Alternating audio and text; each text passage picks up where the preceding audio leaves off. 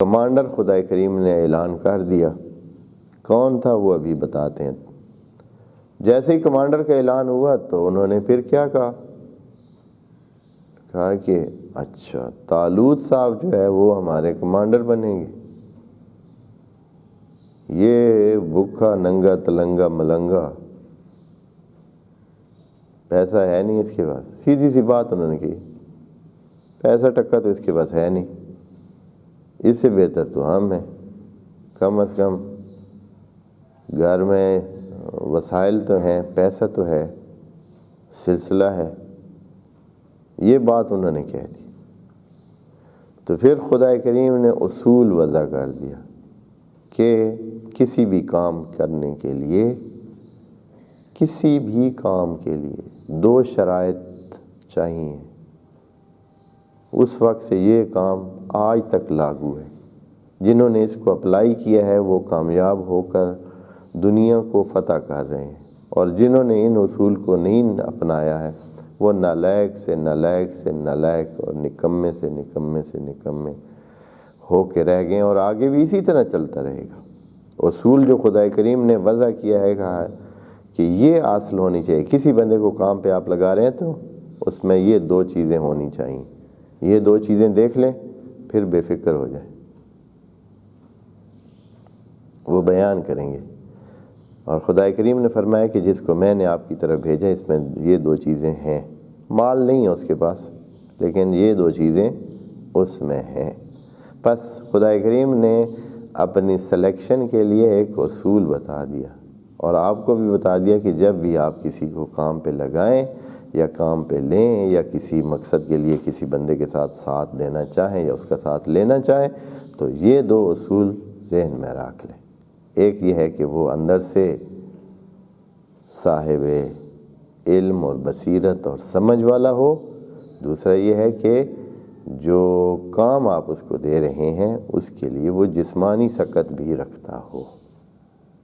دونوں چیزیں موجود ہوں، یعنی صحت مند بھی ہو اور عقل مند بھی ہو، صحت مند بھی ہو اور عقل مند بھی ہو۔ خود بخود اس میں سے ایک چیز اور ثابت ہو جاتی ہے جو آگے جملہ خدا کریم نے کہا ہے، اس میں کہا ہے کہ زیادہ ہو، یعنی دوسروں سے زیادہ ہو۔ ایسے نہیں ہے کہ صرف سادہ، بھائی مثلا یہاں 10 بندے ہیں تو آپ کس کو انتخاب کریں گے؟ سارے صحت مند بھی ہیں اور عقل مند بھی ہیں، لیکن نہیں، ان میں سے جو زیادہ عقل مند ہے، جو زیادہ صحت مند ہے، بس میرٹ خود بخود طے ہو گیا کہ میرٹ یہ ہے کہ کسی بھی جگہ کسی کام کے لیے آپ نے رکھنا ہے تو بندہ میرٹ پہ رکھیں نمبر 1، اور میرٹ یہ ہونا چاہیے کہ اس کے پاس صلاحیت ہو، یعنی عقل مندی ہو، اور دوسرا یہ ہے کہ جسمانی طور پر بھی وہ اس کام کرنے کی قابلیت رکھتا ہو۔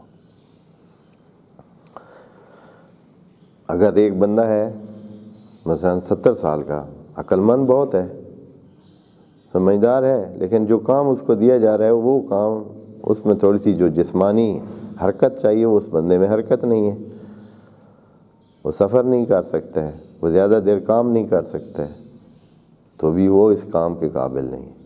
اور اگر دوسری طرف یہ ہے کہ ایک بندہ جسمانی طور پر صحیح تگڑا ہے، بہت سارا کام کر سکتا ہے، لیکن پڑھا لکھا نہیں ہے، عقل مند نہیں ہے، سمجھ نہیں رکھتا ہے، صلاحیت نہیں رکھتا ہے، پھر کام کا نہیں ہے۔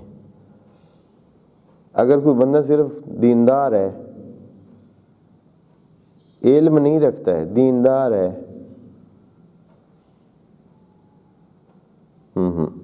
یہ کام کا نہیں ہے، اس کو آپ اس کام کے لیے نہیں رکھ سکتے۔ اور یہ دلیل ہے کہ خود نبی کو بھی کمانڈر نہیں بنایا گیا۔ جب خدا کریم نے کمانڈر بنایا تو نبی کو کمانڈر، تقویٰ میں نبی اس سے بالاتر ہوں گے۔ جناب طالوت سے تقویٰ میں،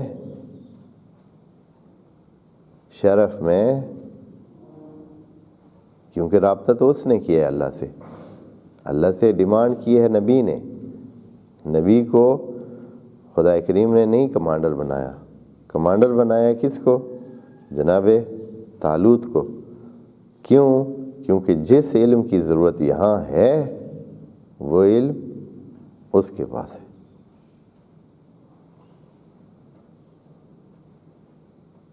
نبی کے پاس تقویٰ شرافت ہوگی لیکن کمانڈر نہیں بنا ہے. حکم خدا ہی ہے